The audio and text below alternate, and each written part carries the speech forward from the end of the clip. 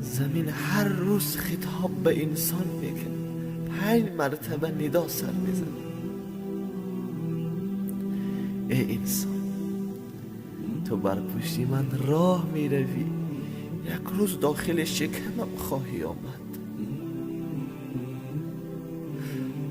یک روز جسد پرگناهی تو را داخل من میبیارم. به جز اعمال نیک دیگه چه چیزه؟ ای انسان، تو بر پشت من چیزهای مختلفی میخوری. در شکم من حشرات تو را خواهند خورد. امروز هر چی بخواهیم میخوریم، هر کار بخواهیم میکنیم. روز دیگه نه کاری کرده میتونیم، نه چیزی خورده میتونیم، بلکه ما را میخورن.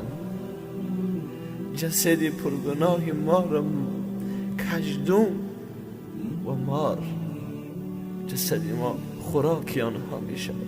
زمین خطاب میکنه. ای انسان، تو بر پشت من خنده میکنی، میخندی. به زودی در داخل شکم من گریه خواهی کرد. به دیگه گریه میکنی. خوشا به حال کسی که امروز در زندگی گریه بکند، در پیشگاه الله اشک بریزد، فردا در داخل قبر خوشحال بماند. قبرش باغ از باغای جنت بشه. 4 خطابش: ای انسان، تو بر پشت من خوشنود هستی، فردا در داخل شکم من غمگین خواهی شد.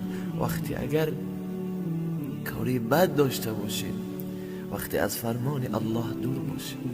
اما کسانی که به خدا نزدیکن، کسانی که در فرمان خدا هستند، کسانی که در حقیقتا سخت به فرمان خدا روی آوردن، از فرمان از سرپیچی نکردن، به خلق الله مهربان هستند، لا خوف علیهم ولا هم یحزنون. برای مؤمنان هیچ غم و اندوه و رنجی نیست. خب 5 خطابی زنی: ای انسان، تو بر پشت من گناه میکنی، در حالی که به زودی در داخل شکم من سزا داده میشه، عذاب میده. رسول الله صلی الله علیه و سلم میفرمایند قبر باغی می شود از باغای جنت برای انسانی نیک، غاری می شود از غارهای جهنم برای انسانی بد.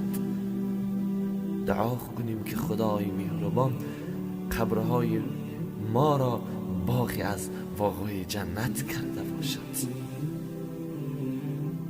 خداوند گناههای ما را عفو گردانیده باشد.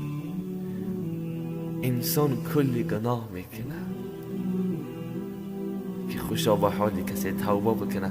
الله مهربان جوانی توبه کار چنان دوست میداره که با اون جوانی که مناجات بکنه در پیشگاه خدا اشک بریزاند. سبحان الله.